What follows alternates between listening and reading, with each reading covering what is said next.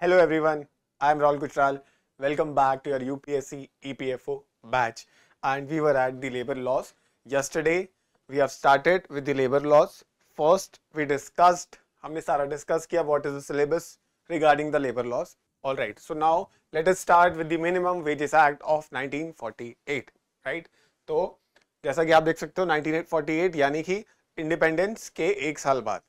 Now इसमें क्या हुआ कि क्यों आया गया?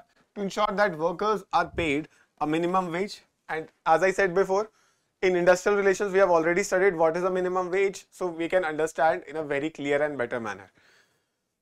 Guaranteeing them a decent standard of living, the act applies to workers in the industries and sectors where wages may be exploited or underpaid, ensuring economic justice for laborers. So main point is, what is the purpose of this act? Economic justice. Why economic? Because it is related to money. कि minimum आपको इतना पैसा मिलना चाहिए, right? It is like that. तो payment of minimum wages act 1948 ensures economic justice, right? इससे क्या होगा? अगर आपको एक डिसेंट स्टैंडर्ड ऑफ लिविंग मिल जाएगी if you are getting a minimum wage at least. ऐसा नहीं अपने हिसाब से आपको लिए 10 रुपए रख लेना. It should be not like that. There should be a minimum wage that you should pay, right?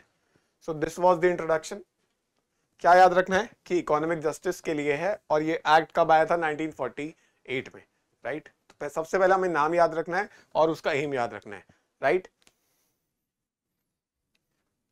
अब देखो, purpose to set minimum wage for workers employed in the schedule employments. Now what is schedule employment? अभी बताऊंगा आपको. To prevent exploitation of workers by ensuring they are paid a wage that ensures a minimum standard. Now exploitation can be of many form.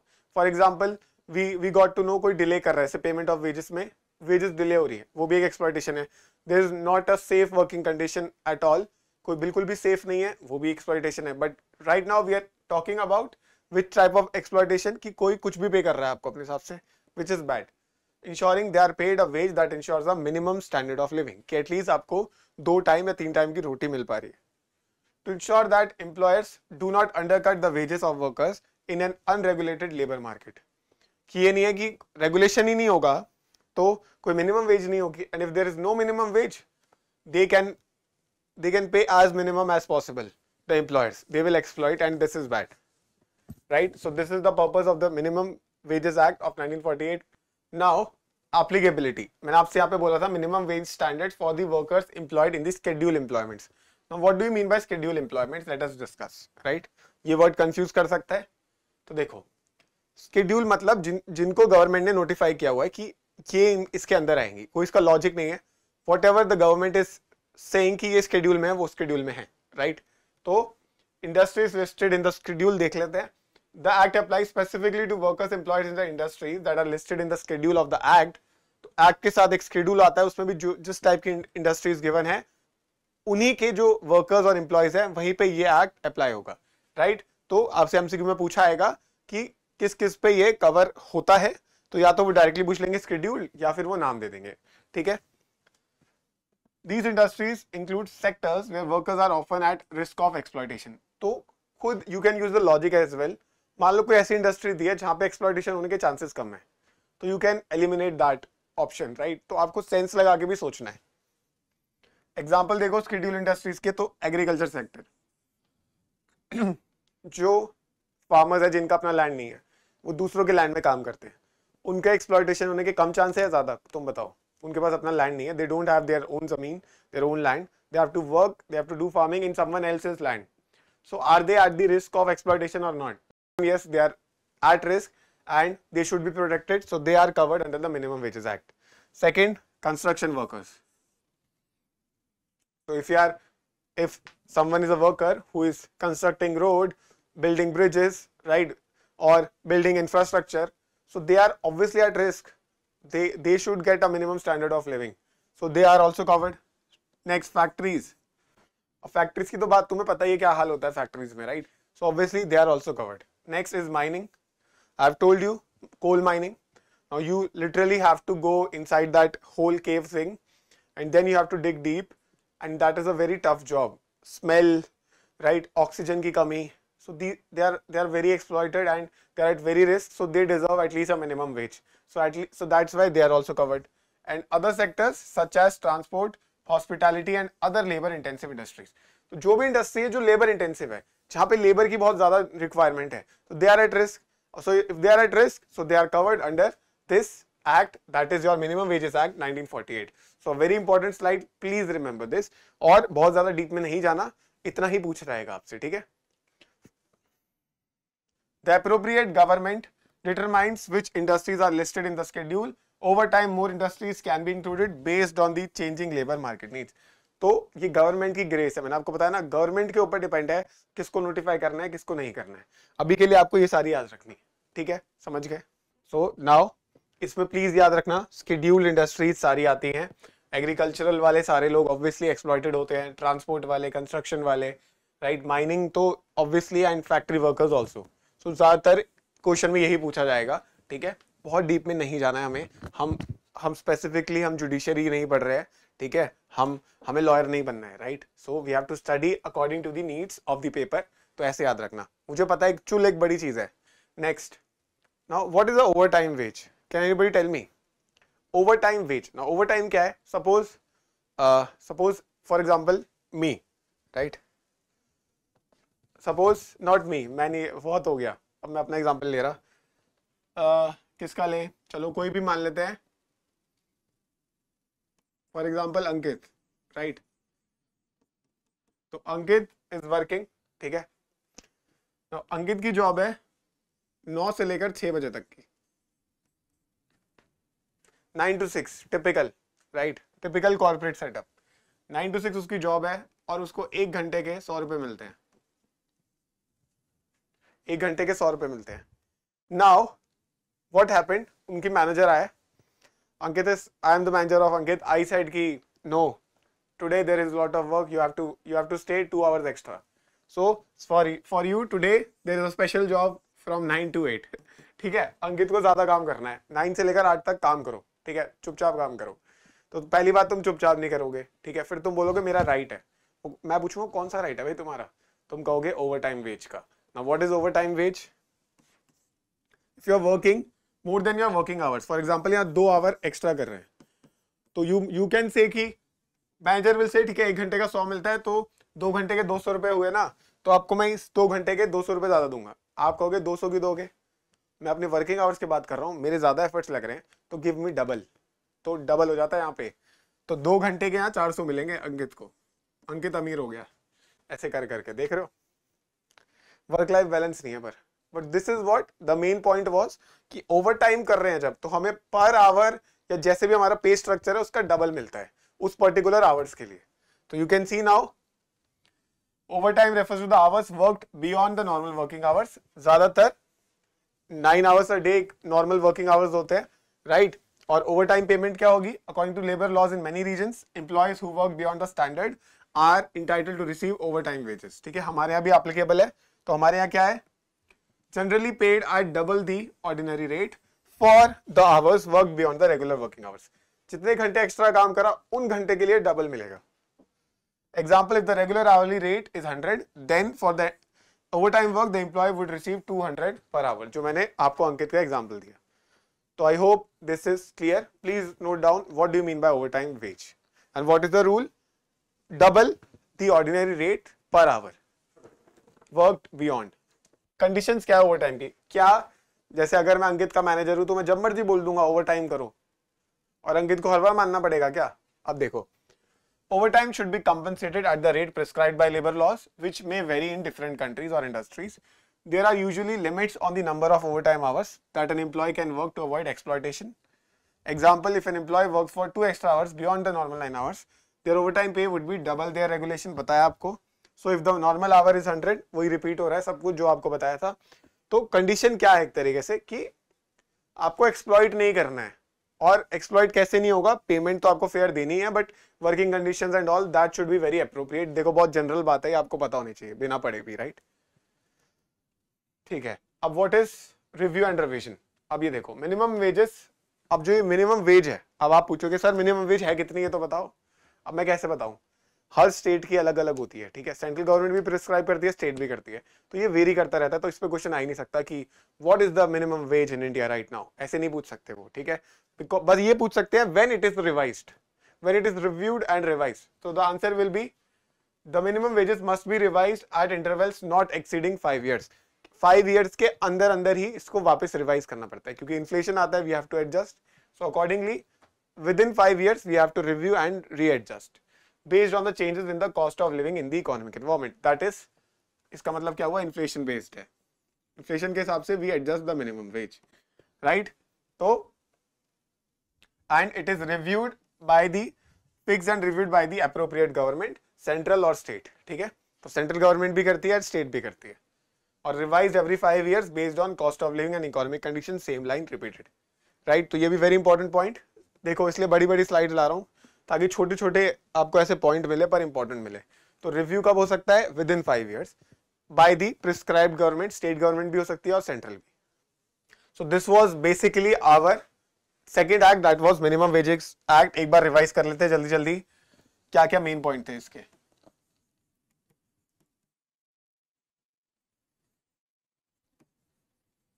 Which year, 1948।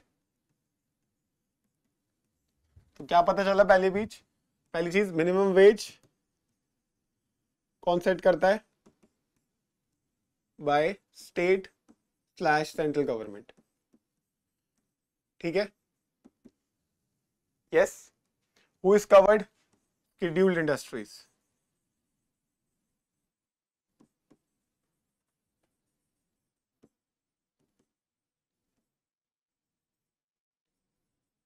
Review और revise कब होता है, within 5 years।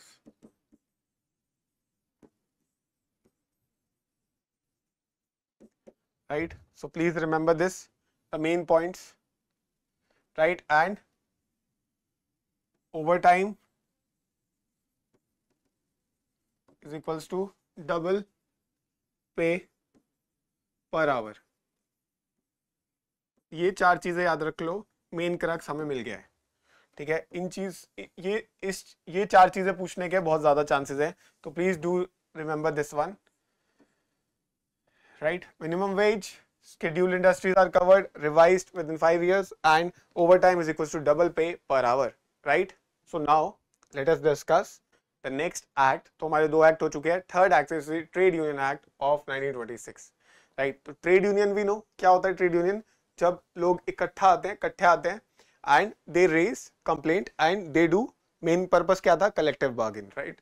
So the Trade Union Act is an important piece of legislation in India that regulates the functioning of a trade union and provide them with legal recognition. So what is that?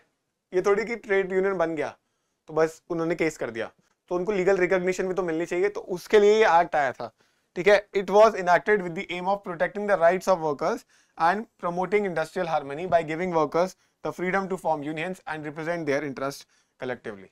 तो इस act ने workers के लिए collectively उनको आने के लिए मौका दिया और उनको एक लीगैलिटी दी कि that it is legal to form a trade union. So इसका मेन पर्पस क्या था, लीगैलिटी देना, लीगैलिटी टू ट्रेड यूनियंस। तो मेन पॉइंट क्या है, लीगैलिटी टू ट्रेड यूनियंस।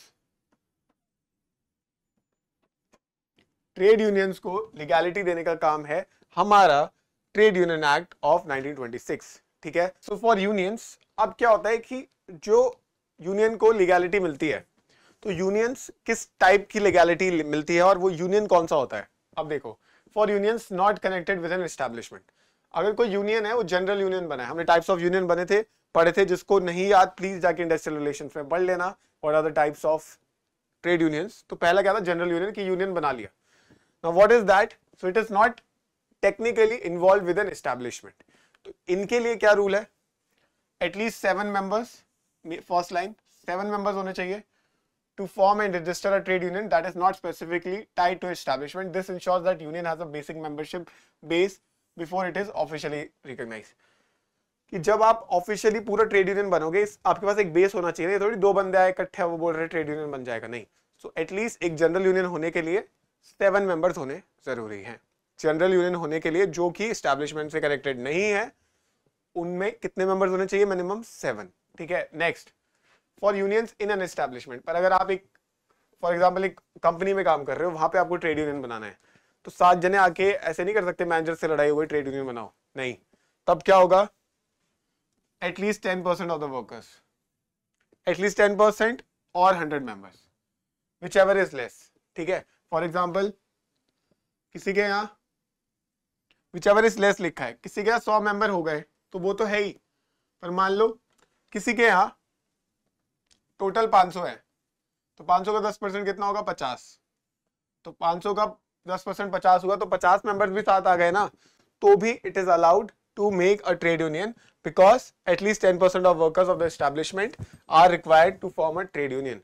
अगर वहां पे है ही 500 लोग, तो 50 लोग मतलब 10% स्ट्रेंथ हो गई है, तो 50 लोग भी इनफ है। ठीक है, विच एवर इज लेस पूछा है, तो 50 लेस है या 100? 50 लेस है, तो यहाँ 50 हो जाएगा। अगर किसी के यहाँ पे 700 हैं, तो 10% कितना हुआ? 70। 70 में बन जाएगा। किसी के यहाँ 2000 है, तो 2000 का 10% होता है 200। अब 200 और 100 में से क्या लेस है? 100। तो देख रहे हो 100 में काम हो जाएगा, अगर चाहे कितने भी बड़ी इंडस्ट्री हो, पर अगर छोटी इंडस्ट्री है तो उसको और कम में भी अलाउड है, right. So I hope this one is clear. अगर यहाँ पे कंफ्यूजन है तो बताओ, वापस समझा दूंगा, राइट। तो for a general union we need 7 members which is not connected to an establishment, but if it is in an establishment तो यू नीड 10% और 100 members, whichever is less. जो लेस है वो चाहिए। अब ये अथॉरिटी, रजिस्ट्रेशन अथॉरिटी कहां से होती है? Must be registered with the registrar of trade unions. ठीक है, this can either be a state or central registrar depending on the jurisdiction. ठीक है, स्टेट रजिस्ट्रार भी होते हैं और सेंट्रल रजिस्ट्रार भी होते हैं, जो आपको रजिस्टर होने देंगे, आपको एक ऑफिशियल रिकॉग्निशन मिल जाएगी एज अ ट्रेड यूनियन। ठीक है, तो वो आपको गवर्नमेंट ही देती है, government department, state registrar and the central registrar. ठीक है, तो I hope this one is the most important point, इसको आप याद रखना। 10% और 100 whichever is less, whichever is less, whichever is less, please इसको मत भूलना, right. So please note it down. Next, अब now next is the dissolution of trade union. What is that? Trade union को अगर खत्म करना है तो क्या ऐसा हो सकता है? जैसे मान लो, अच्छा आपको एक अच्छा एग्जांपल देता हूं, can not name the company. For example एक XYZ कंपनी है, ठीक है, ठीक है, वहां 500 लोग थे, तो कितने चाहिए मिनिमम? उन्हें 50 चाहिए। 50 लोग आए, ट्रेड यूनियन बना दिया। 50 लोग आए और ट्रेड यूनियन बना दिया, राइट। उन्होंने कहा चक दे फट्टे, अब हम विद्रोह करेंगे, और इन्हें लीगल रिकॉग्निशन भी मिल गया, रजिस्ट्रार में भी जाके इन्होंने सब कर दिया। ठीक है, अब इनको प्रोटेक्शन भी मिल गई, लीगैलिटी भी मिल गई, now they can raise their voice. हुआ क्या? इस नंबर को कम करने के लिए, इस नंबर को कम करने के लिए मैनेजर ने क्या किया? मैनेजर ने कहा कि let us do one thing, इन 50 में से 5 को खरीद लो। मैनेजर ने कहा ट्रेड यूनियन तोड़वाओ। तो मैनेजर गया, 5 लोगों को बोला 10% इंक्रीमेंट दूंगा, I will give you 10% raise in your salary, stop this trade union, बंद करवा दो, आपस में लड़ाई करवा दो, तुम भी छोड़ दो trade union. Now some people are like that, they will get attracted and they will do it. I know हम लोग ऐसे नहीं है, आप ऐसे नहीं हो, ठीक है, बट कोई ना कोई होता है ऐसा जरूर है, तभी there is police, there are terrorists। ऐसे ऐसे लोग क्यों हैं? क्योंकि सब टाइप्स ऑफ पीपल होते हैं, तो हमें रेडी रहना पड़ता है। तो ऐसे लोग थे। अब हुआ क्या?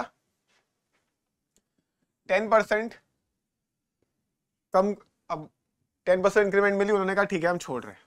तो अब ऑफिशियली कितने मेंबर हो गए? 45। तो क्या उसी टाइम खत्म हो गया ट्रेड यूनियन? नहीं, पहले वो रजिस्टर हो चुका है ना, तो ऐसे नहीं होगा। क्यों?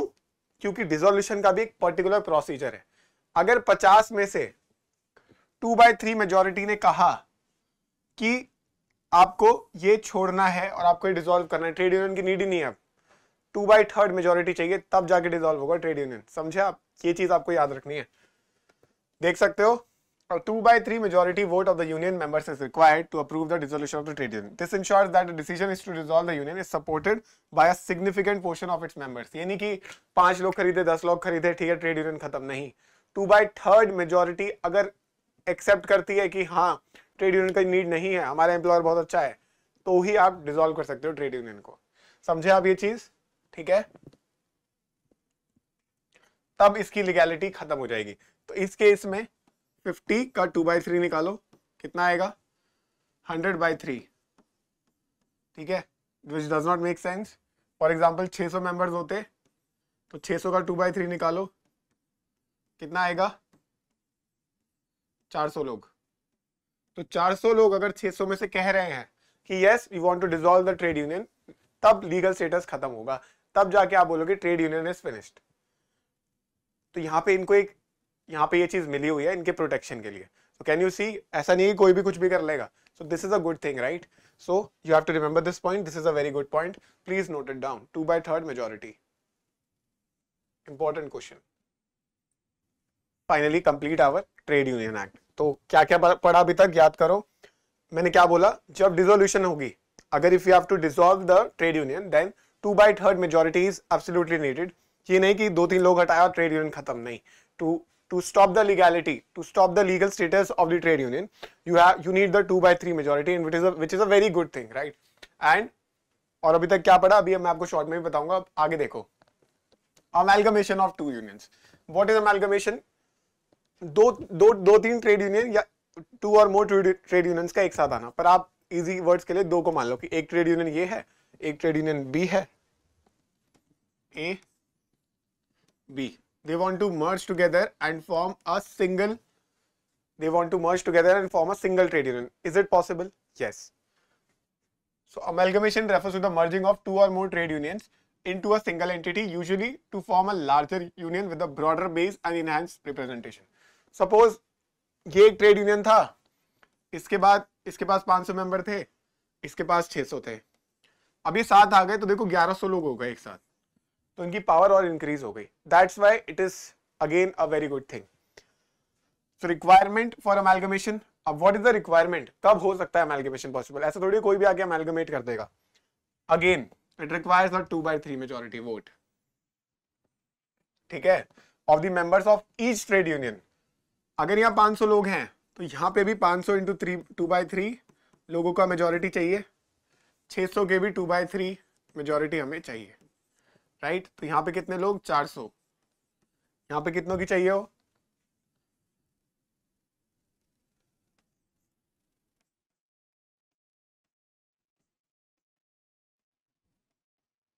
देखो 333 समथिंग, राइट? तो मतलब +1 कर लो, 334 मेंबर्स अप्रोक्स। तो 334 इनके चाहिए, 400 मेंबर इनके चाहिए। अगर दोनों बोलते हैं, दोनों के 2/3 बोलते हैं, तो ही जाकर आपका अमेलगमेशन हो सकता है। वो चाहते हैं कि और ग्रो करना, सब मेंबर्स चाह रहे हैं, मेजोरिटी चाह रही है 2/3 दोनों की, तभी तो अमेलगमेट करोगे। ये थोड़ी यहाँ पे 10 लोग सोच रहे हैं चलो अमेलगमेट करें, दूसरों से बात करते हैं। No, you need 2/3 majority of both the trade unions. 2/3 A में से भी चाहिए, बी में से भी चाहिए, तब आप इकट्ठे आ सकते हो और आप एक सिंगल यूनिट बनाओगे, that is A B trade union, ठीक है? इसमें कितने लोग हो गए, 1100। ऐसा लग रहा है शगुन की बात कर रहे हैं, है ना? ठीक है। So this is your amalgamation. Once amalgamation, the new union will be considered a single legal entity with the rights and responsibility of the combined unions. It can now represent the workers of the merged unions and operate under a unified structure. अब वो एक साथ काम करेंगे, वो एक single entity। तो I hope both dissolution and amalgamation is now clear. Dissolution मतलब पूरा खत्म करना, amalgamation मतलब दो unions का साथ आना, इकट्ठा आना, right? And इकट्ठे आने के लिए भी दोनों की 2/3 majority चाहिए, और अगर खत्म करना है तो एक ही को खत्म करेंगे ना, तो एक की 2/3 मेजोरिटी चाहिए, क्योंकि एक ही एंटिटी की बात हो रही है। अपनी एंटिटी बंद करने के लिए आप दूसरे से थोड़ी पूछोगे, यहां पे ऐसी चीजों पे लॉजिक लगाने, ठीक है? अब आते हैं आज के लास्ट टॉपिक पे, that is legal immunity of the trade unions. Now what is the legal immunity? अब legally they are immune to some things, what is that? अब ट्रेड यूनियन का काम क्या है, वो स्ट्राइक करते हैं, प्रोटेस्ट करते हैं, राइट? एंड उनको सेफ फील होना चाहिए while they are doing that, right? तो देखो, provides legal immunity to trade unions and their members for certain actions such as strikes and protests if these activities are carried out lawfully. अगर आप strikes lawfully कर रहे हो then you are allowed to do it. ऐसा नहीं है कि कोई आपको उठा के ले जाएगी police and all. It is not like that. आप peacefully कर रहे हो तो you are allowed to do it. Legally आप immune हो, ठीक है? जैसे कि lawful strikes. Unions and their members are protected from prosecution for participating in strikes that follow legal procedures such as giving prior notice to the employer. जैसे आप strike पे जा रहे हो और आपने एम्प्लॉयर को बता दिया कि कल हम स्ट्राइक पे जा रहे हैं, तो एम्प्लॉयर आपको ये नहीं कहेगा कि मत जाओ, कहेगा भी तो उसका कोई बाइंडिंग नहीं है कि उसने कह दिया तो आप नहीं जाओगे। आपने पहले नोटिस दे दिया कि हम भैया कल स्ट्राइक पे जा रहे हैं, ठीक है। जैसे मैंने आप हमेशा आपको दिल्ली यूनिवर्सिटी टीचर्स एसोसिएशन का एग्जांपल देता हूँ, डूटा। तो डूटा हमेशा पहले ही बता देता है कि कल हमारी स्ट्राइक है, टीचर्स बोल देती है कि हम नहीं पढ़ाएंगे कल, टीचर सारे बोल देते हैं, तो ऑफिशियली बता दिया, तो it is lawful, you can not challenge that, right. So they are immune, इस पे आप कोई कार्रवाई नहीं कर सकते। Other activities, unions are also immune from legal action when engaged in activities like picketing, collective bargaining and organising.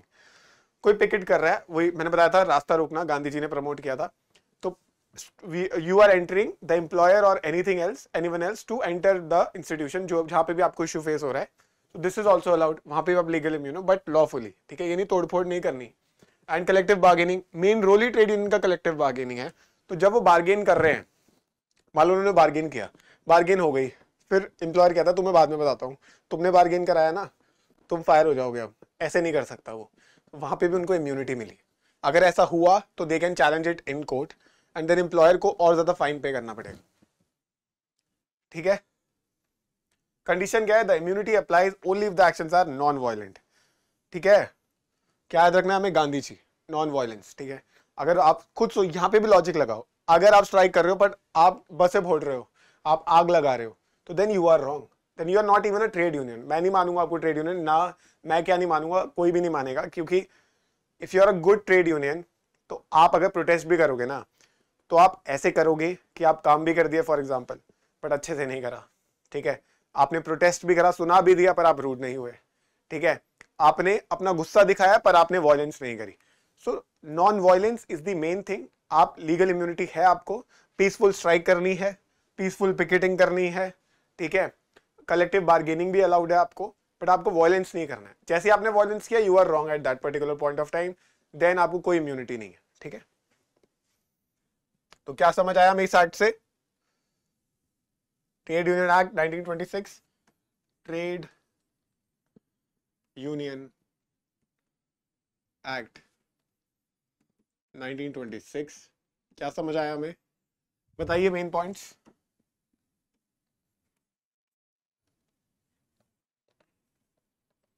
पहली चीज, जनरल यूनियन है जो कि इस्टेब्लिशमेंट का पार्ट नहीं है। कितने मेंबर चाहिए? मिनिमम 7, ठीक है, इंपॉर्टेंट पॉइंट। अगर यूनियन ऐसा है जो इस्टेब्लिशमेंट के अंडर है, इस्टेब्लिशमेंट वाला है, किसी ऑर्गेनाइजेशन वाला है, तो एटलीस्ट 10% और 100 employees, which ever is less, दोनों में से जो कम है वो अप्रूव हो जाएगा। अगर 500 ही लोग हैं तो उसका 10% 50 हुआ, तो 50 लोग से भी ट्रेड यूनियन बन सकता है। पर अगर 2000 लोग हैं तो उसका 10% 200 होता है, पर तब 100 से भी काम चल जाएगा। तो 100 हो या 10% हो, विच एवर इज लेस, ठीक है। इसके बाद राइट ऑर्डर वाइज ही बताऊंगा जैसे बताया था। इसके बाद मैंने आपको बताया था डिसोल्यूशन और आपका अमेलगमेशन। तो अगर डिसोल्यूशन करना है, डिसॉल्व करना है, तो कितने लोगों की सहमति चाहिए? We need the approval of 2/3 majority, 2/3 majority चाहिए हमें, तभी डिसॉल्व हो सकता है और फिर उसका लीगल स्टेटस हट जाएगा। और अमेलगमेशन में जितनी ट्रेड यूनियन इन्वॉल्व है सबकी 2/3 majority, 2/3 of every trade union जो मर्ज होना चाहती है, ठीक है। Important points, right. What else? Legal immunity,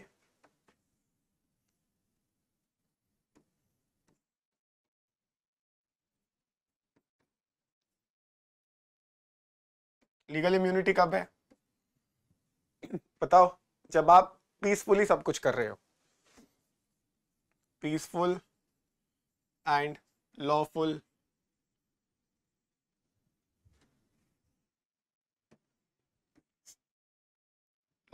strikes, picketing, right, non violent होना चाहिए सब। जैसे ही वायलेंस हुआ तो कोई लीगल इम्यूनिटी नहीं है। So these were the main points from this act, please note it down, ठीक है। इससे आपका रिवीजन अच्छे से हो जाएगा, राइट। तो हमेशा ऐसे डीप में पढ़ेंगे, फिर उसको ऐसे हम रिवाइज करेंगे, बहुत फायदा होने वाला है, trust me on this, right. तो प्लीज नोट इट डाउन। हमारे फर्स्ट 3 हो गए हैं, right. This is done. Payment of wages act is completed, minimum wages act is completed, trade union act is also completed. कल हम factories act पढ़ेंगे and it is, trust me, it is very very important. It is little long but very important, इससे बहुत question आते हैं, ठीक है। तो लिख रहा हूँ यहाँ पे very important, it doesn't mean बाकी इंपॉर्टेंट नहीं है, ठीक है, but I sometimes get a gut feeling और वाइब, तो मुझे यहाँ से वाइब आ रही है कि फैक्ट्रीज एक्ट ज्यादा इंपॉर्टेंट है, ठीक है। और इंडस्ट्रियल एम्प्लॉयमेंट एक्ट भी हम कर लेंगे अगर if we have the time, try करेंगे कि 2-2 करके खत्म कर दें, जल्दी हमारा कंप्लीट हो जाएगा ऐसे सिलेबस, ठीक है।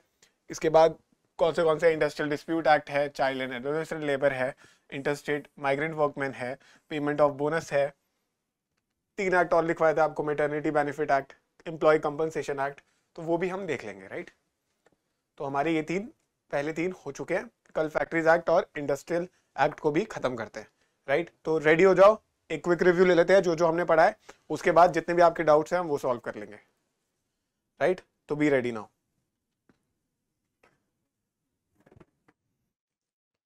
So today we started with our second act, that is your minimum wage act. So I told you its main purpose is for the economic justice, right? यहाँ पे एक minimum wage set होती है जो कि कौन करता है, ताकि exploitation ना हो, किस टर्म्स में, राइट। तो यहाँ पे अगर आप देखोगे तो हमने पढ़ा था स्केड्यूल इंडस्ट्रीज के बारे में, कि स्केड्यूल में जो मेंशन है, इस एक्ट में स्केड्यूल दिया होगा पूरे आपकी गवर्नमेंट ने, तो उस स्केड्यूल में जो जो इंडस्ट्रीज मेंशन्ड है वही इसके अंडर परव्यू में आती है, नॉन स्केड्यूल नहीं आती, राइट। और उसके बाद मैंने आपको बताया था, आपकी अंकित का एग्जांपल लिया था कि अगर अंकित ओवर टाइम कर रहा है तो उसको कितनी पेमेंट मिलेगी पर आवर, उसको डबल पैसा मिलेगा। तो पहले उसे 2 घंटे के 200 मिलते थे, पर अब वो ओवर टाइम कर रहा है घंटों का, तो हर 2 घंटे के उसे 400 मिलेंगे, पर ओवर टाइम वाले घंटे हैं ये ओवर टाइम वाले आवर्स हैं, ठीक है, राइट। तो फिर हमने इसका क्रक्स लिखा था, लेट मी शो यू, कि मिनिमम वेज कौन डिसाइड करता है, स्टेट या central government. Schedule industries cover होती है, नॉन स्केड्यूल नहीं होती। रिवाइज क्या है, विद इन 5 ईयर्स इसको रिवाइज करना पड़ता है इन्फ्लेशन के हिसाब से, ठीक है। किस हिसाब से, इकोनॉमिक कंडीशन, यानी कि एक तरीके से इन्फ्लेशन के हिसाब से। और हमारा overtime is equals to double pay per hour, right. So this was the first act. फिर हमने पढ़ा उसके बाद ट्रेड यूनियन एक्ट। इसका मेन पर्पस क्या था, लीगैलिटी देना ट्रेड यूनियंस को और लीगल इम्यूनिटी भी देना, ठीक है। इसमें मैंने आपको बताया था कि अगर जनरल है, इसका भी अभी बताया, तो उसी को देख लेते हैं जल्दी से। जनरल यूनियन है तो 7 मेंबर्स चाहिए, इस्टेब्लिशमेंट है तो 10% या 100 चाहिए, which ever is less.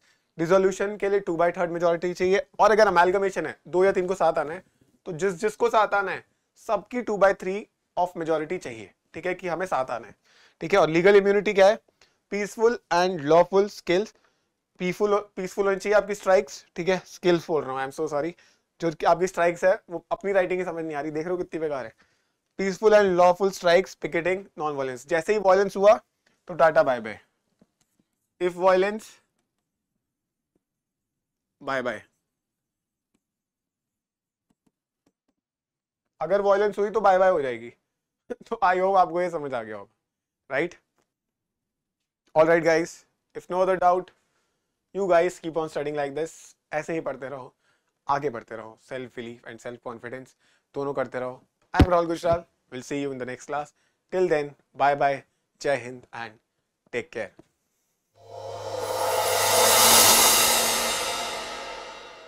For more informative content, like, share and subscribe, and do not forget to press the bell icon to get the notifications.